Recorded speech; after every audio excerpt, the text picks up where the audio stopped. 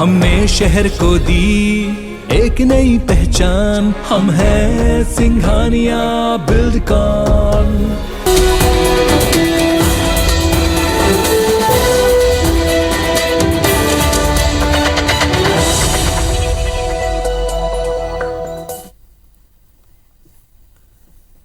नमस्कार, बहुत स्वागत है आप सबका। मैं हूं पुनीत पाठक और आप देख रहे हैं रात 10 बजे, जिसमें दिखाएंगे दिन भर की तमाम बड़ी खबरें। और सबसे पहले बात उत्तर प्रदेश के चुनावी रण की। यूपी चुनाव के चौथे चरण के लिए प्रचार खत्म हो चुका है। 23 तारीख को वोट डालने जाने और इसके पहले प्रचार के आखिरी दिन सभी दलों ने अपना पूरा जोर लगाया। खासतौर पर बीजेपी ने आतंकवाद के मुद्दे पर अखिलेश यादव को घेरा। वहीं मध्य प्रदेश और छत्तीसगढ़ के सीएम अपनी अपनी पार्टी के लिए जोरदार कैंपेन करते नजर आए।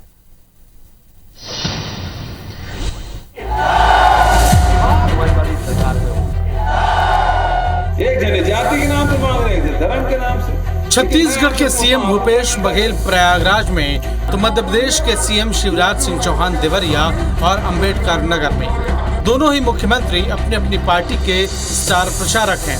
यूपी चुनाव में एमपी छत्तीसगढ़ का इतना बड़ा स्टेक कभी नहीं रहा है। सीएम भूपेश ने जहां योगी के जाने और बदलाव के आने का दावा करते हुए प्रतिज्ञा पत्र के वादे पूरे करने की बात कही, वहीं शिवराज ने समाजवादी पार्टी को आतंक का राज स्थापित करने वाली पार्टी बताया। जाति और धर्म की जो राजनीति करने वाले हैं, उनका संतुलन अब बिगड़ चुका है। अब जनता जाग चुकी है। ये समाजवादी नहीं है, ये तो परिवारवादी है। और केवल परिवारवादी नहीं है, ये तो दंगाइयों को प्रोत्साहित करते हैं। आज मैं अहमदपुर में कहना चाहता हूं, सपाई ही दंगाई है और दंगाई ही सपाई है। यूपी में चौथे चरण के लिए प्रचार के आखिरी दिन भी आतंकवाद का मुद्दा छाया रहा। बीजेपी के सभी बड़े नेताओं ने आतंक के मुद्दे उठाए और अहमदाबाद बम ब्लास्ट के दोषियों के समाजवादी पार्टी से संबंध को लेकर सवाल पूछे। अहमदाबाद में बम धमाके हुए, मोदी जी मुख्यमंत्री थे और 30 लोगों को फांसी पर लटकाने का हुक्म सुना दिया गया है। और अखिलेश बाबू और प्रियंका बहन को ये फालतू चीज लगती है कि ये जो सजा हुई है, इसमें से 8 आतंकवादियों का संबंध उत्तर प्रदेश से है। और उत्तर प्रदेश से एक आतंकवादी का जो अब्बा जान है ना, वो समाजवादी पार्टी का प्रचारक है। पूर्व सीएम अखिलेश यादव ने आतंकवाद की बजाय योगी आदित्यनाथ के बुलडोजर पर निशाना साधा। उन्होंने कहा कि 3 चरण के चुनाव के बाद अब बीजेपी नेता ठंडे पड़ गए हैं। साथ ही आम आदमी पार्टी का प्रचार करने आए दिल्ली के सीएम अरविंद केजरीवाल ने भी अलगाववाद के आरोपों पर जवाब दिया। बाबा बुल्लुए कह रहे गर्मी निकाल देंगे, लेकिन जैसे ही पहले चरण का वोट पड़ा है, बीजेपी के नेता ठंडे पड़ गए। और जब दूसरे चरण में वोट पड़ा, इनके कार्यकर्ता नेता सुन्न पड़ गए हैं। एक कवि है, कोई गाजियाबाद में रहता है, कोई कवि कह रहे, वो कवि कह रहा था कि केजरीवाल आतंकवादी है। उसके सपने में आया था कि 7 साल पहले मैं उस कवि को ये वो बच्चे समझ गए। अखिलेश यादव की मदद के लिए पश्चिम बंगाल की मुख्यमंत्री ममता बनर्जी भी चुनाव प्रचार करती नजर आईं। इस तरह अलग अलग राज्यों और दलों से जुड़े 5 सीएम यूपी के चुनाव में अपनी अपनी पार्टी या फिर सहयोगी दल के लिए वोट मांगते नजर आए। AIMIM अध्यक्ष असदुद्दीन ओवैसी ने भी सपा बसपा पर निशाना साधते हुए कहा कि वोट के ठेकेदार आपका समर्थन लेकर अपनी जेब भरते रहे हैं। 23 फरवरी को चौथे चरण के चुनाव के बाद यूपी की आधी से ज्यादा सीटों का नतीजा EVM में बंद हो जाएगा। विजय दीक्षित, IBC 24, लखनऊ।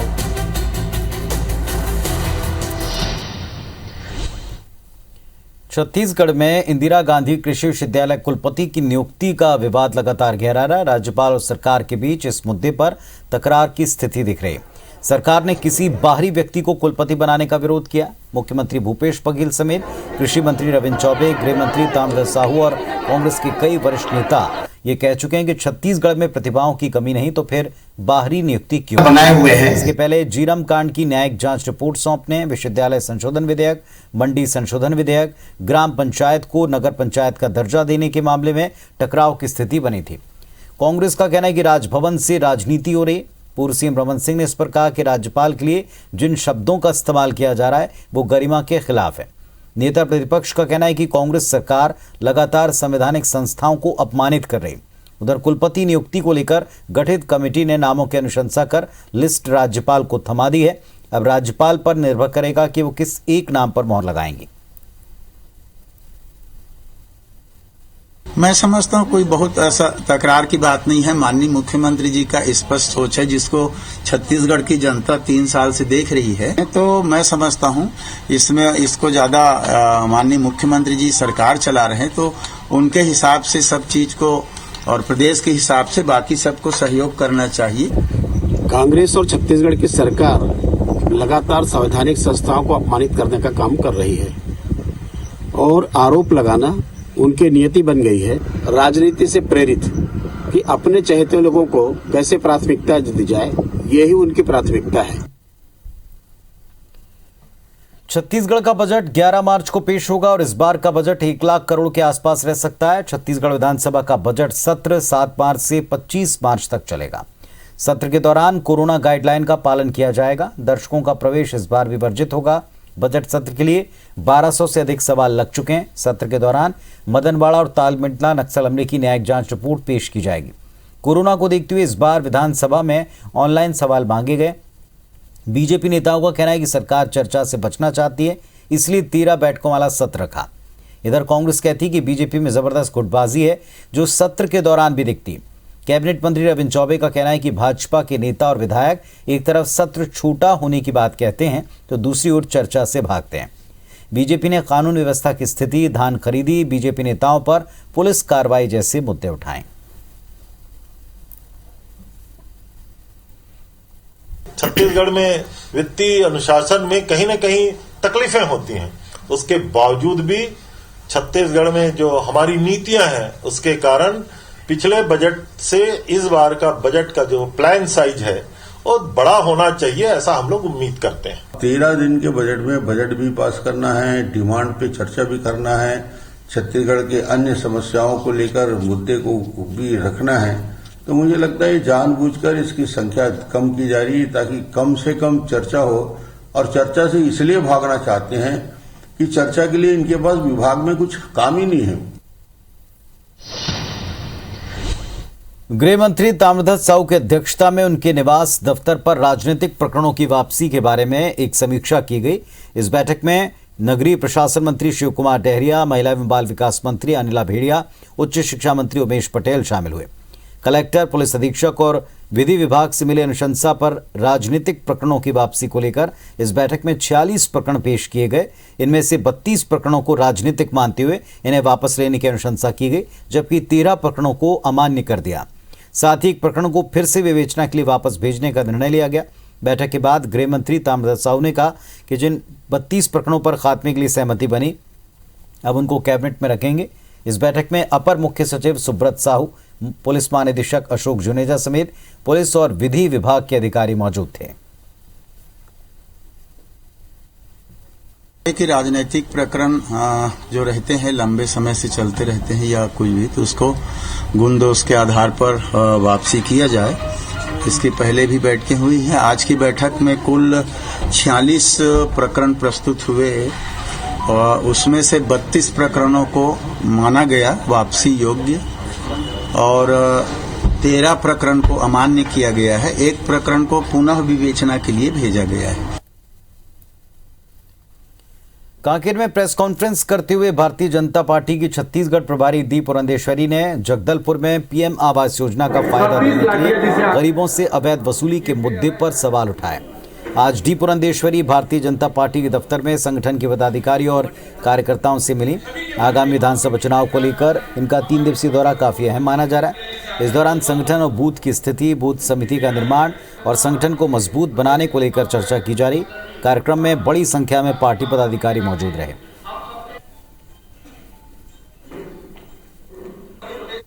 भाजपा के संगठन के बारे में तो हमारे कार्यकर्ता बताते ही है, पर लोगों से भी जब बात होती है तो महसूस ये होता है कि कहीं न कहीं छत्तीसगढ़ लोग थोड़ा तंग आ चुके हैं यहाँ के प्रशासन से। सरगुजा के अलग अलग रेत घाटों पर सीतापुर इलाके में रेत के अवैध उत्खनन और परिवहन का आरोप लगाते हुए बीजेपी नेता अनुराग सिंहदेव ने सवाल उठाए, तो वहीं बीजेपी के आरोप पर खाद्य मंत्री अमरजीत भगत ने पलटवार करते हुए कहा कि जिन्हें अनुमति दी गई वो रेत का उत्खनन कर रहे हैं। अमरजीत भगत ने कहा कि अवैध रेत उत्खनन और परिवहन को लेकर सीएम की सख्ती के बाद कार्रवाई जारी है। अवैध उत्खनन है कि जेसीबी लगाकर पोखले लगा के अवैध खनन नहीं करना है। रकबा से ज़्यादा अवैध उत्खनन जब खोद रहे हैं आप, वो अवैध है। आप पीट पास जारी कर रहे हैं, ट्रॉली 3 घन मीटर की है, आप 5 घन मीटर का पीट पास जारी कर रहे हैं। अवैध रेत खनन नहीं होगा, लेकिन अगर रेत निकलेगा ही नहीं तो बिल्डिंग कैसे बनेगा, सड़क कैसे बनेगा, निर्माण काम कैसे होगा। अवैध जितना रेत खदान है या अवैध परिवहन है वो रुकेगा, जो वैध है वो थोड़ा रुकेगा। चलिए अब देखते हैं बिग न्यूज।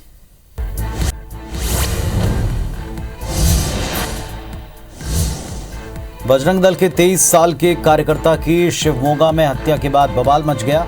शिवमोगा के कुछ इलाकों में भारी तनाव है। घटना के बाद 2 समूह के बीच पत्थरबाजी हुई, वाहनों को जलाने की घटनाएं घटी। स्थिति को कंट्रोल करने के लिए पुलिस को लाठीचार्ज करना पड़ा, आंसू गैस की गोली छोड़ने पड़े। कर्नाटक के गृह मंत्री अर्गा ज्ञानेंद्र ने कहा कि इस मामले में 3 लोग गिरफ्तार हुए हैं। जानकारी के मुताबिक 5 लोग शामिल थे। शहर में धारा 144 लगा दी है। माहौल बिगाड़ने का जो प्रयास करेगा उसके खिलाफ सख्त एक्शन होगा।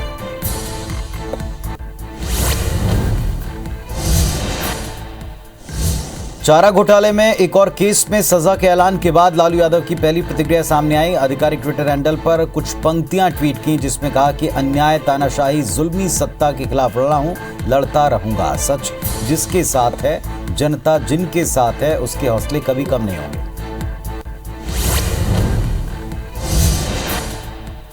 लालू यादव को 5 साल की सजा के फैसले के बाद आरजेडी नेता तेजस्वी यादव का बयान सामने आया। कहा कि कोर्ट के फैसले पर कोई टिप्पणी नहीं करेंगे। पहले भी कहा है कि अंतिम फैसला नहीं, इसके ऊपर हाईकोर्ट में इस मामले को रखा है। पूरा विश्वास है कि हाईकोर्ट में लालू जी के पक्ष में फैसला होगा।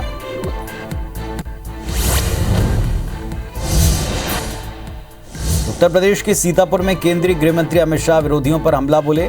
उन्होंने कहा कि सपा बसपा के शासन में उत्तर प्रदेश आतंकवाद और दंगों का सेंटर था। माफियाओं का कॉरिडोर, सीतापुर के दबंगों और माफियाओं का राज सबने देखा। आज यहाँ कोई बाहुबली नहीं, सिर्फ बजरंग बली।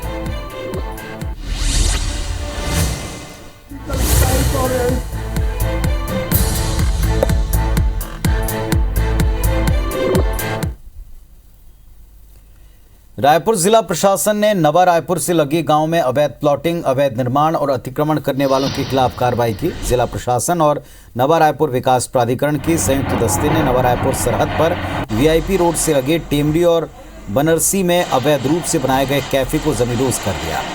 जबकि भाजपा के पूर्व पार्षद श्याम चावला की 16 एकड़ में बने अवैध भवन और गोदाम को भी धराशायी किया गया। अधिकारियों के मुताबिक कैफे को अवैध सरकारी जमीन पर अवैध रूप से चलाया जा रहा था, जिस पर कार्रवाई हुई।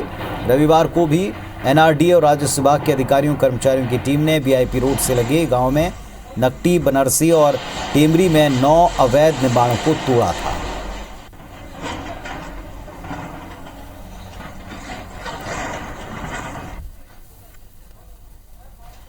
सरगुजा जिले में IBC24 की खबर का बड़ा असर हुआ है। आदिवासी की जमीन की फर्जी रजिस्ट्री और बेहद कम दाम पर जमीन की खरीदी बिक्री के मामले में पुलिस ने कार्रवाई की।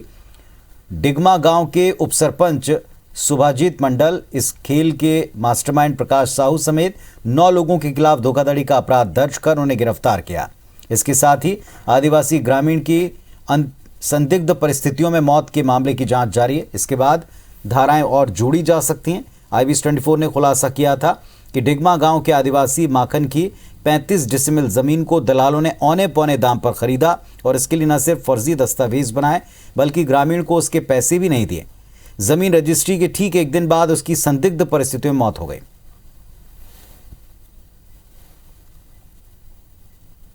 इनकी जो ज़मीन थी वो काफ़ी महंगी और अच्छी लोकेशन की ज़मीन थी, तो ज़मीन दलाल इसमें अपने नज़र लगाए हुए थे। FIR दर्ज किया है थाना गांधीनगर में IPC की धारा 420, 467, 468, 471 तथा 120B के तहत, और आज इन 9 आरोपियों को गिरफ्तार कर हमने इन्हें न्यायालय के सुपुर्द किया है। जांजगीर के गांधी चौक के नजदीक 2 युवकों में किसी बात को लेकर जमकर विवाद हुआ, जिसके बाद आरोपी युवक अरुण श्रीवास ने कमल कहरा के पीठ में चाकू से ताबड़तोड़ 3 बार कर उसे लहूलुहान कर दिया। आरोपी अरुण मौके से भाग निकला। लोगों ने घायल युवक की चीख पुकार सुनकर के डायल 112 की टीम को सूचना दी। टीम ने युवक को जिला अस्पताल पहुंचाया, जहां प्राथमिक उपचार के बाद उसको बिलासपुर रेफर किया है। मामले में सिटी कोतवाली थाना पुलिस जांच कर रही है। पुलिस के पास प्रारंभिक सूचना आई है, इसकी तस्दीक की जा रही है और अब तक प्राप्त जानकारी में से ऐसा है कि पीड़ित को जिला अस्पताल जांजगीर लाया गया है। इसके संबंध में पुलिस द्वारा जांच किया जा रहा है। छत्तीसगढ़ पुलिस ने नशे के खिलाफ 2 जगहों पर कार्रवाई की। पहली रायपुर में, जहां पुलिस ने 2 थाना इलाकों में 4 आरोपियों को गिरफ्तार किया। उनके पास से नशीले टैबलेट, गांजा, ब्राउन शुगर और चरस जब्त हुआ। जब्त मादक पदार्थ की कुल कीमत 15 लाख रुपए आंकी गई। दूसरी तस्वीर कबीरधाम जिले के सहसपुर लोहारा थाने की, जहां पुलिस ने रायपुर खरूरा के रहने वाले 2 युवकों को गांजा तस्करी करते गिरफ्तार किया। आरोपियों के पास से 23 किलो से ज्यादा का गांजा बरामद किया गया। पुलिस ने दोनों आरोपियों को गिरफ्तार कर जेल भेज दिया। जब्त गांजे की कीमत 2,30,000 रुपए आंकी जा रही।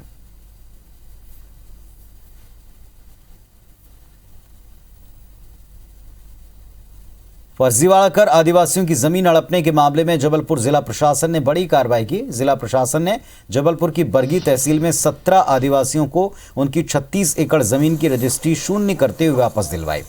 आरोप है कि सामान्य वर्ग के लोगों ने आदिवासियों को धोखे में रखकर उनकी जमीन को कम दाम पर खरीदा था।